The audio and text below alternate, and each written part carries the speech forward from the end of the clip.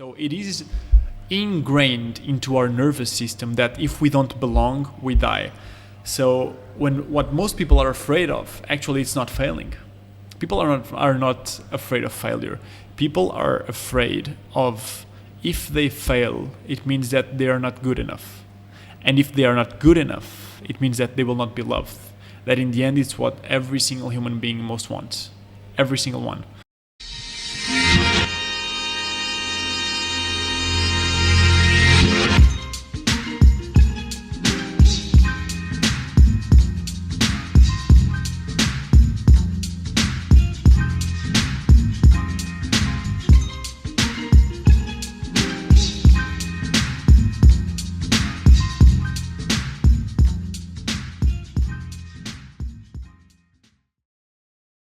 Well, this is episode 3. Thanks so much for coming, Fred. And it's great to have Glad you to be here. Back in Tim's garage. And first thing I need to talk to you about is your trip to South Africa. Oh, okay. Because, I'm South African, Tim's South African, Danielle, the guy that we had on our second episode, is also South African. So you need to tell us about South Africa. What was that all about? What do you want to know? Everything. Firstly, why is South Africa? I mean, it's a beautiful country. Yeah. I don't even need to ask that question. But how did you decide? I'm going to South Africa. I mean, every year I like to do a trip with my 2 best friends, and we always go on around Easter. We go and we pick a place and we just go there and travel for a couple of weeks. And this year we decided to do South Africa because everybody talks about Cape Town, and I was blown away really when we went there. I think we stayed there for around a couple of weeks, yeah. And the thing that I love the most about South Africa is the wildlife mixed with the civilized life. It's amazing. You're driving in the road and there's animals, all sorts of animals just going there with you. And that's the beautiful part. And the landscape is amazing. And the lifestyle is also pretty cool. It's pretty healthy, and I enjoyed it. I can say that besides Portugal, it's my favorite country in the world right now. That's great. Yeah, for sure. And what about and you did bungee jumping and stuff like that? Yeah. Do you consider yourself someone who likes to take risks? So you not risk averse at all? Or? I mean, this sounds like a cliche, but I think the most riskiest thing to do is really not taking risks. And to be honest, I just think we take life too seriously. Fear is usually what stops most people, right? And when you do something like bungee jumping or something that I do every day, you wake up, you're still almost half sleeping, and you go straight to a cold shower. There are some things that are almost against your human nature, but usually everything that you want is on the other side of fear. And eventually the great experiences of life, in my opinion, they come when you are able to surpass that fear, that false evidence that appears real. You are able to surpass it, and you can just live the best things that life has for you. Right. Yeah, it's actually interesting you say that, because I was actually online, I was watching something. Yeah. And it was how to build willpower. Yeah. And the guy was like, the best thing you can do is in the morning, you turn that shower knob to cold. Yeah. So I've been doing that as well. Yeah. And you wake up for sure. You wake up quickly. There's no turning back. No, especially in winter. I thought it was interesting because you seem like you enjoy taking risks. Yes. And I've been speaking to a lot of people. I study at Nova currently. You studied, and I'm speaking to so many people. And every day it seems like more people, that are just saying, I'm studying at Nova. I'm not too sure what I want to do. Yeah. But deep down they'll admit to me, I know what I want to do. I know what I want to do. Okay. But it's just too risky. Okay. And you seem like someone that just said, screw it. I mean, probably the best business school in Portugal. Yes. Screw that. I'm going to do what I want to do. And it's worked out very well for you. So what would your advice be, to people that they're a little bit afraid, fear is holding them back? There's a couple of things there. One is that, so your mind is a survival mechanism. It just wants to help you survive. And the way it does that is by making sure you take less risks and you do what you think it's right and less risky, right? So here are 2 things. One, I truly believe that it's way more risky to be at college, even if it's a good one and even if you have a great average. It's way riskier to follow that path than to follow something that you will enjoy doing. And I think being intelligent matters as well. So you cannot just drop out and go just play video games, you know, it doesn't work like that. But I believe in a concept that our educational system is now building what I like to call human commodities, meaning that the commodity is like something that is very normal, like salt or coffee, you know, in economics, and usually it competes on price. And right now, if you think about the educational system, it's standardizing education, meaning that everyone goes through the same path. They take the same course, they go to Erasmus, and I mean, even Erasmus right now, it's not a differentiating factor, because if everyone goes there, it doesn't make a difference, right? So I like to think that when you go to do snorkeling, you're always searching for the most bizarre, the most eccentric fish. You don't look at the gray fish, right? You are trying to find that very colorful fish. Human beings are like that. We're always trying to find that eccentric human being as well. So if you blend with the average, there's no way you'll stand out. And if you don't stand out, you will get what the other ones are getting.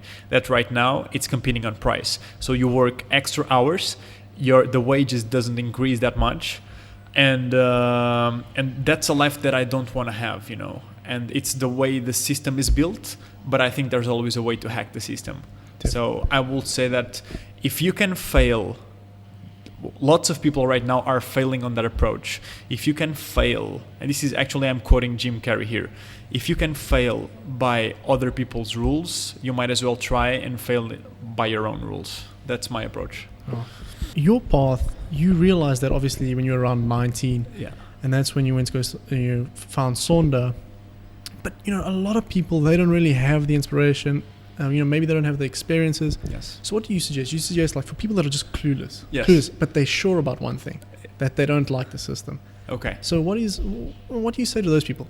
I'm sure I don't like it. I'm sure I don't like this. Yeah. I'm not sure what I like. Yeah, that is very common, you know. And I had that discussion like yesterday at Web Summit, and lots of people, especially aged between 20-25, come to me saying, I don't like my degree, I don't like what I'm doing right now, but I have no idea of what my purpose is, of what I'm passionate about. And this is a podcast, so I usually demonstrate this with my hands, but you have let's say that, imagine a sphere, like a glass sphere, and imagine that all the possibilities that you have are inside of there. That inside of that, there's everything that you've ever experienced so far. And by all the inputs you've had till this day in your life, if with all those inputs you cannot understand what you're purposeful about or passionate about, maybe one of two things are missing. For sure, probably both. One is that you need to expand your possibilities. So if you've always went to the same school, been with the same people in the same country, if you go somewhere else, for sure you'll get new experiences, meaning new input, and that will translate for sure into new output. So expanding your possibilities by expanding the range of experiences you have. That will be the first one. The second one is periodically, I will say weekly, the minimum, reflect. My way of reflecting is by journaling. Not everyone likes to do it. You can talk with a friend. There's lots of ways of doing it, but journaling or reflecting makes sure that you invest 1 hour of your week trying to understand what you enjoy. Because think about it. It's the weirdest thing in the world. You exist and you don't know what you're about. There's you, there's what you're about, and you don't know what you're about. So the hardest journey of every single person is inside, not outside. It's inside. It's to understand their fears, their desires. So expanding those possibilities and then investing time into understanding oneself, I would say that will be the best. Right. But I appreciate that, and it makes a lot of sense to me. But it takes guts. Yeah, it takes guts, and I commend you for that. And I hope that. Why does it take guts? I think it takes guts because of. I don't like to blame society, but I think society at this point in time, they've really put on this preconceived idea that the path that society has chosen, like you say, go to a good university, get a good media, go to on Erasmus. Yeah. Society pressures us into believing that, this is it. Yeah. This is what you got to do. And so to go against, to swim upstream. But let's imagine what will happen if we failed, if we dropped out of college. And I'm not incentivizing anyone about doing it, but imagine that you take a different approach, like I did. Imagine I started my company and I borrowed money from my grandma and I completely failed. And I was in debt toward my grandma and I had no degree and I was like, imagine 22 years old. What was the possible thing that could happen? Well, what I like to believe, because I've thought about this, is that in that worst case scenario, that you could, like in Portuguese we say, ultimate pots, is to go back to college. You could always go back to college. Always go back to college. Or you could go to Laos and do agriculture. Or you can go to Bali and serve at tables at a restaurant. We've been exposed to a very limited indoctrination and conditioning, socio-cultural conditioning that says to us that this is the path. Not only this is the path, this is the only path, but there are multiple paths possible. If we believe that's the only one, it's because we didn't explore enough of the world to see that there are multiple different ways of doing it. So I truly believe that if someone is really scared of doing their own thing, it's because they did not try to imagine a future where that didn't happen and they failed, and to see it will be all right, or that actually there are so many different paths for whatever success is for you. It's really questioning. I think it starts with that, questioning what you've been told, questioning what society, media, advertising, school, religion, your parents, your family has told you. They do not have the definite answer. So I will say questioning, for me, at least for me, it's the thing that has been helping me the most, questioning everything. Right. And so you'd obviously think that, because I've thought about it, always like, it's kind of strange that at 17, 18, we have to make this really difficult decision. Yes. So, the way I think about it is perhaps the best thing.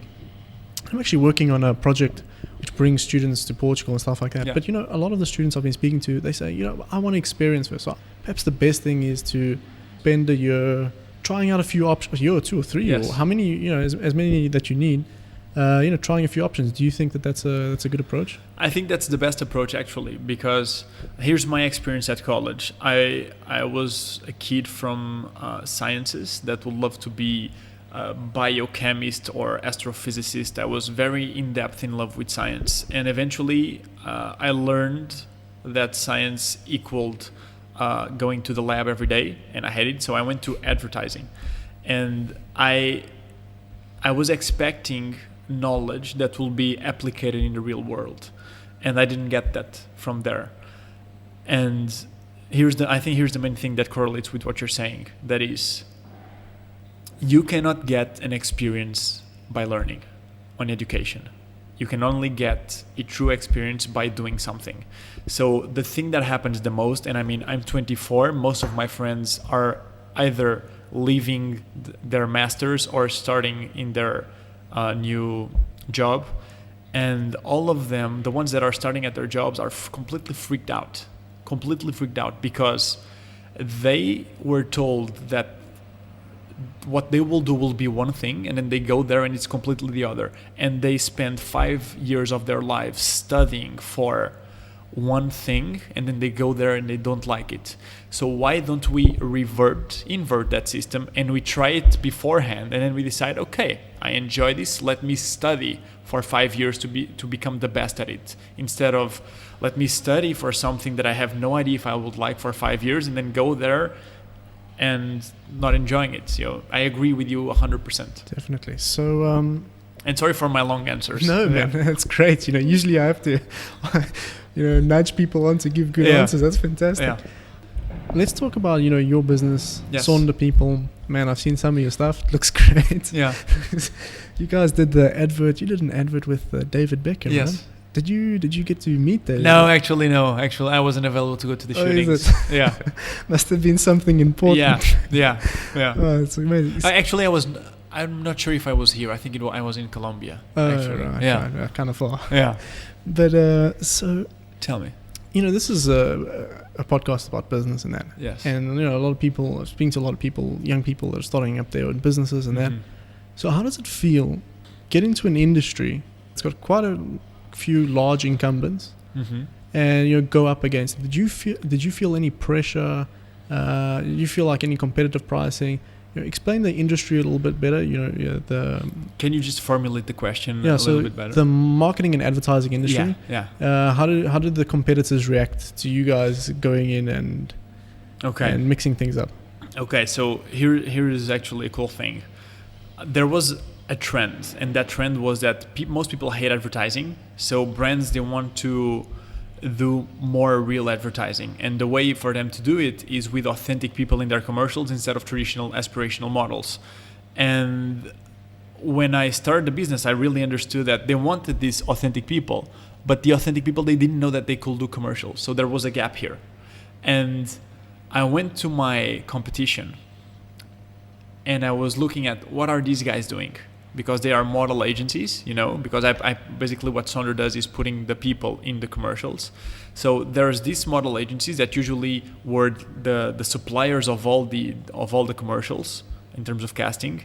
What are they doing if the market shifted? And all of them had real people already. Not all of them, but lots of them had. Like the biggest agencies, they had a place for real people. And I didn't know that before until I really explored their websites. And that became very clear to me that being a first mover doesn't mean you win. What does this mean? It means that your identity is who you are. Your brand is the perception people have about you, being a business or being a person. So being able to build a perception in the end customer is the key to the game at the end of the day. Even if you have a crappy product, if you are able to craft that perception in the consumer's minds, that's all that matters. And at the time, my competition failed because usually the models, they had a need or a desire to do commercials, and they just said, okay, we can offer you this service. With authentic people have no clue that they can do commercials, so they don't have a need. You need to build on them a desire and to tell them that it's possible for them. So I would really say, and for me, if this is about business, for me, really the success, the secret of any business success, even sometimes more than a great product, is great marketing. Because being able to get to your end customer and plant a seed on their minds that builds the perception that you want them to have will eventually lead to a sale. And eventually all business is sales, right? So I think that's my answer. Okay. Yeah. How does it feel? Because I think a lot of people, I've been speaking to quite a few people at Nova, trying to start their own businesses. And they do research, they get all happy. Yeah, I've got this idea, it's going to be great. Yes. And then they go online and they type it up. There's someone already doing it. Yes. Like you said, there was already people that was already sort of doing it. Yeah. I can imagine much larger firms, a lot more resources. Of course. So what do you do in those moments? Because I've been reading, I read that some experts, they say, shoot your best ideas first, really try and find whether an idea is worth it. If there's competition, I've read like 0 to 1 by Peter Thiel and that kind of stuff. How do you make the call? How did you make the call? When you saw people already doing it, how did you make the call? It was not a very intelligent call, to be honest. It was now. It's worked out. Looking backwards, it worked out. But if you think about it, at that time, I had no idea what I was doing. I did zero research besides going into their websites. I had no financial model. I did no business plan. I just decided I'm going to do this. I'm going to make this happen. It's actually even by Darwin's law, I will have a very big chance of not surviving. And. Eventually I did, because me and my team, we worked like crazy and we found a way. But if you're an entrepreneur, if you want to start a business, I will say that one of the first questions to make, especially if there's competition, is, and they have better resources than you are not probably going to do what they are doing and do it better. That's that it's not that it's hard because they have the resources. You have the ability, this is how I see it, you have the ability to make it different. And even if it's the same, because my business model and my competition's business model is exactly the same, but in consumers' mind, it's completely different. You know, what we do is the same. The business models, the margins, everything is the same. But in the consumer's mind, it's different. So, or you make a different product or a different service or a different way of doing things, or you build a perception that you make them in a different way by building a concept around it, building a unique identity. And so I would really say to anyone that wants to start a business, especially if there's a red ocean, means that the ocean is crowded of competitors. There's actually a pretty cool thing here. Tony Hsieh, the CEO of Zappos, I'm not sure if you read his biography. It's delicious. It's called Delivering Happiness. It's one of my favorite biographies. It's good because it has a lot of lessons, but it's super fun to read. And he said that when he sold his, I think, first business before building Zappos, he decided to play poker. And so he was playing lots of poker. And he said that he learned a lot of lessons by playing poker regarding business. But the key lesson was not how to play your hand or how to read mixed signals in your opponent's gesture. The most important decision is always, at what table are you going to sit in? You know, because in the end, that is the decision that determines the most your output. You can go with the best, you have the best strategies, you have amazing things, but if you go onto the wrong table, you probably will fail. You know, so being able to decide what is the market I'm going to compete in? What are the players doing right now? Can I do something different? Not trying to improve what they do only, but doing something different or building a different perception on the consumer's minds. I would say that is very important. That is the most important decision before starting any business that I overlooked and was lucky about it. But yeah. But it worked out. It worked. And so, yeah, I like that analogy of the poker. Yeah. You know, playing poker and being at the right table and all that.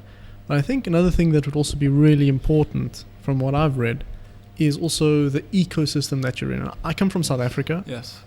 People there with amazing ideas. And of course, you know, we also have trends. You know, but things really, really get off the ground. And I think it's because of the ecosystem. Yeah. So I'm also in the business of bringing people to Lisbon. So could you talk a little bit about the ecosystem in Lisbon? Did that help you? Did you find that was that helpful or not really? You can be honest. Yeah, to be honest, I'm not the best person to ask that question just because of one thing, that is the ecosystem really favors right now. It's really favorable. But I think that's a very big difference between like Sonder and most of the startups there that started around the same time, you know. That is, I had no idea what entrepreneurship was. I had no idea what a startup was. I had no idea what a VC was, you know. I only learned those things like 3 years into the business. So the buzz that happens in Lisbon right now and that started around 5-6 years ago around entrepreneurship, venture capitalists, money coming in, investors, Series A, all of that, all of the jargon. It makes people be focused, I would say, sometimes in the wrong things. And I think I was very lucky, but this is a unique case. So that's why I say I'm not the best person. I think I was very lucky to overlook all of those things because I focused completely on the business. The company is still 100% mine. I had 0 investors. I started in my bedroom. I went at night into my father's office to steal papers and pen for my company because I didn't want to spend any money. And it made me really money savvy, you know, understanding how to make the max out of every euro spent. And I will say that for anyone that wants to start a business right now, the ecosystem is really favorable, but it comes with trade-offs. And that trade-off can be your learning curve as well. Especially some things, I will say that this is the most important one, being cost effective. Most startups, and I know most entrepreneurs, most startups are not cost effective because they have too much money. They blow things. They want to slide, like at Google. I'm not naming any startups here in Yeah. Lisbon that did something similar. But yeah, I know what you mean. But actually, this is a bit of a topsy-turvy podcast. We don't order our things that well.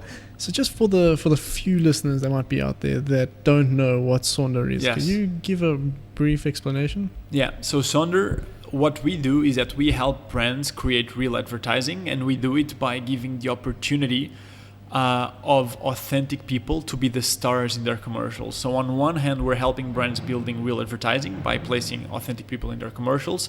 On the other side, because we're a marketplace, on the other side, we are almost like democratizing the access to the opportunities of being in commercials for authentic people. That was usually just for models and actors.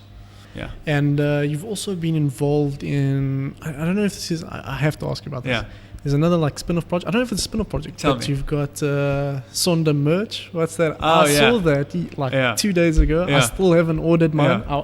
I actually said to Karina, I said to her, would it be so cool if I could get it Oh, and then yeah. surprise you today? I know, I This is noticed. it. I will offer you one. No, man, Yeah, I no. will. I want to support the cause. I think it's a great cause. It's about live like no one's watching, Yes. right? Yes. And so tell us a little bit, why are you, because I've read interviews that you've had or, articles about you, and you always say, live like no one's watching, that kind of stuff.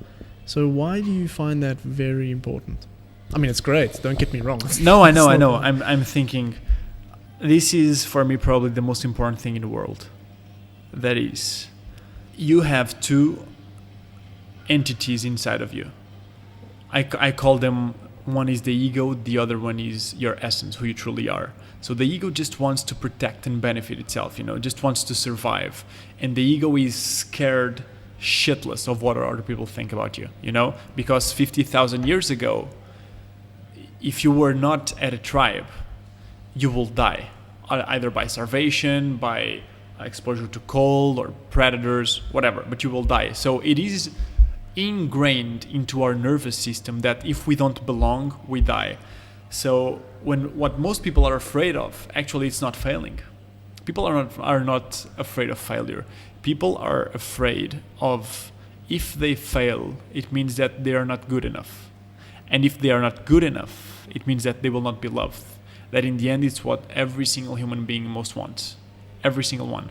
So being able to overlook this and surpass this survival mechanism, tribal survival mechanism that we all have, and living according to who we truly are by loving, dressing, believing in whatever we think it's right for us, I would say it's the most important decision anyone can make in the world. And it's always also the hardest, because you need to really surpass a software that is inside of you that has been designed and conditioned by evolution to make you survive, not to make you live. You have a 2 million year old brain that is not designed to make you be happy.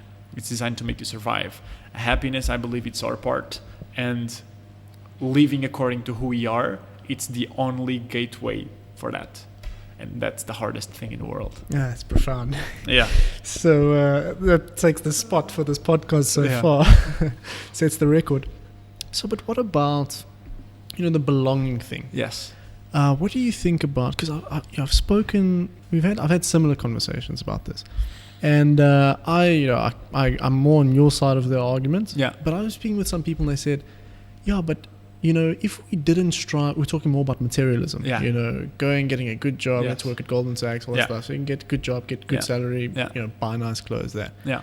And so, do you think that if we focused, I'm playing devil's advocate here, if we focus, just on being happy, that perhaps we wouldn't have had the technological evolution? Or does that even matter? That's a great question. I know, I don't know the answer either. I don't mean to put you on the spot. No, that's a great question. Does that even matter? It's a great question. When I was at Web Summit, I was with a friend and I was talking with him, and I have sort of like a theory that is, if you think about all of the startups that exist, most of them, they are not designed to maximize human well-being. They are designed to optimize your time, your money, and eliminate frustrations. But, and just this is just a stupid example, but if you take 5 seconds to open the door of your house, and now with a new invention, you are able to, instead of 5 seconds, you can spend only 1 second opening your house, the door of your house. Does that make your life easier? Yes, right? Does that make you happier? I won't think so, Yeah. If a person that is depressed has a way for ordering food to their homes and not leaving, do not have the need to leave, the person will not be happier. It will just, their lives are going to get a little bit easier. So I would say that our values are completely broken. And why would you have a technology evolution if that does not support human well-being? You have a quarter of the developed world is clinically depressed. You have so many people that are miserable. Most people suffer on a daily basis. And I know this because I'm the one that gets the Instagram message or the LinkedIn saying, I hate myself. I have no idea what I will do in the future. I don't like living. So most people suffer most of the times. And I don't think that a nap is going to solve that. So what I would say is that people that believe that status and money and materialism, and by the way, I'm not against any of them, Sure. I think they are resources for something bigger. But people that believe they are the end goal, they, number one, were indoctrinated and conditioned by society, and they never questioned it. And second, they have no idea how the human psyche works. Because if you understand how the human psyche works, your psychology, you will see that. And that's why most people, not most people, but there's how many people that are rich that are miserable? How many people, if you have lots of money, imagine that you work at Goldman Sachs for 10 years, you have a great position, you're like a partner or something, you make $500,000 a year, great car, great house, but you are stressed all the time. Your quality of life is stressed, period. You can have 1 billion and your quality of your life will continue to be stressed.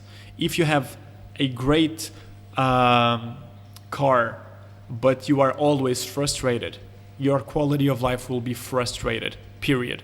So questioning the lie that we've been sold on, I would say that it's one of the most important things, and it's part of my mission here in the world, because I've questioned it and I did my research and I read the philosophers and the psychologists, and what I realized is that we've been really told a lie, I'm not saying that money is not important. Money is super important. Money will get you places. Money will get you things that you really want to do. Money will get you to South Africa, right, if you're in Portugal. But it's a resource, a means to an end.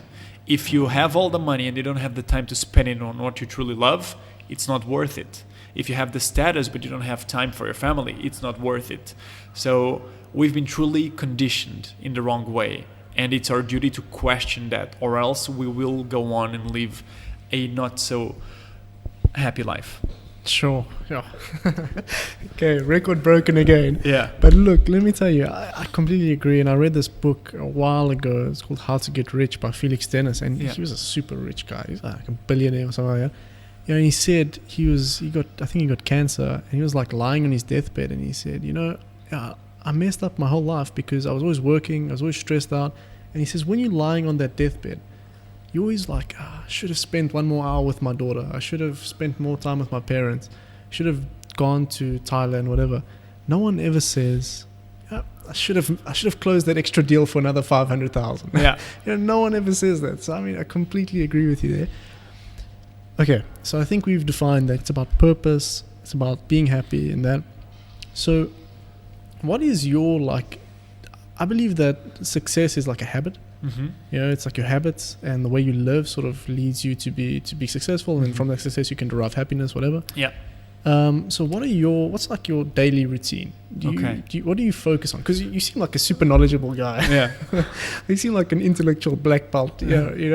So, what is your... I'm going to tell you my ideal routine, and I say it ideal because I don't always live by it. You know, I think discipline is super important. As you said, success is a habit, and like I'm not sure who said it, but repetition is the mother of skill, right? So I will say that knowing what to do and doing what you know are completely different things. And one of the reasons that I said it's my ideal routine and not the one that I do every day is because I know how it is to look up at an article in Entrepreneur magazine and seeing like the 10 rules to be successful. And most of them are they can be right, but are super demanding and they make people have an idea that it's not true about those people. You know, Elon Musk also pees in the shower. He's also a human being. Yeah. Maybe Elon Musk, no, but most people are. You know, most very like amazing entrepreneurs. They also have their fears and everything, and they are not so disciplined as well. So my ideal routine starts by waking up without an alarm clock, and this was something that I introduced around 4 months ago. Actually, I went to give a talk at a company in Oporto here, and I said a lot of like things that I thought they were really good. And people were like, okay, cool, this is good. And then I said this, and they all like were screaming and clapping, because I think this is a big one for people. You know, waking up with your alarm clock when you are, you know, it can ruin your day. So never with the alarm clock. Getting up, 2 glasses of water, cold shower. Actually, no, I'm starting something new. I'm making, after the glass of water, I'm making a tea, green tea. Go to the shower. When I go after the tea is already at perfect temperature, drink the tea, and then do my priming. My priming is, it's Tony Robbins priming. It's appreciating, having compassion, and asking for strength. And that helps me a lot, setting the mood for the day. And then really what I do is I dance making breakfast. You know, dance and jump making breakfast. Listening to Coldplay, listening to Pitbull, Calvin Harris, just things that light me up, you know, because I truly believe that if you start the morning, you can start, you know, there are days where you start bad and then in the end of the day, it's just what a crappy day.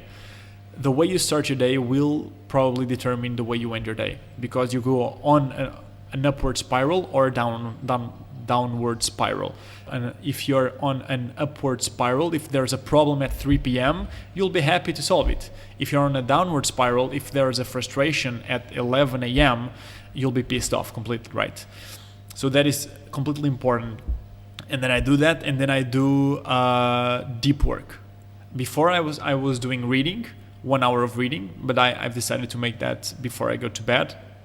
I'm not sure if it was the best decision. I'm still trying it out. But then I do deep work. Then I have always, every single day, lunch with someone or that I admire or that I know or that I think it will be important for me to meet, because it's someone that I admire but that I don't know. So I'm always inviting people that I don't know for lunch, always. So every day I have lunch with someone that inspires me. I believe we need that inspiration. We can be self-motivated. I know I am. You know, you have that fire inside of you, that hunger that just wants to break things and do great stuff. But it's important to have people that make you think, wow, like this guy is amazing. It motivates you to do also great things. And then in the afternoon is usually meetings. After, I would say, 6:30. So 6:30 sports. After 7, relations. Always relations. Being with my girlfriend. Being with friends, being with family, always. That's great. Well, firstly, I just want to comment, Elon Musk, if you're listening, stop peeing in the shower. And secondly, okay, so you got this great trajectory going for you. You got this amazing routine, which, by the way, I'm going to start emulating. Yeah. And what is the end goal for you? This is what I'm curious about. What do you know, it's a very cliched question. Yeah. Right? 5 years, where do you see yourself now? Yeah. What's the end goal for you? That's a great question. I'm just interested, generally. Of course. That's a great question. And I think that's a question that it takes a lot of time researching inside to be able to answer clearly. And I've done that part. I do that part a lot. My ultimate goal, besides living a magnificent life, so the best life I can be, is to being a force for good in lighting up humanity. Because I think most people, like I said before, most people are not happy. Most people do not do what they are passionate about. Most people have financial stress, or they don't have a good well-being, like physical well-being, or they don't have a purpose that is bigger than themselves, or they have crappy relationships. So most people, I would say, including myself, I think we are all on the same journey. We are not maximizing our true potential in life, and we are not living the most fulfilled life we could live. And for me, that is the goal. So the end goal is for me and all of us to live the most fulfilled life possible. And there are certain rules for that we cannot break, and there are certain strategies for that they are not taught at college. So I want to be a force for good in not only living the best life I can, but also helping every single one to maximize their potential too. You heard it here first. Thanks very much, Fred. Thank you, buddy. Thanks, I appreciate it.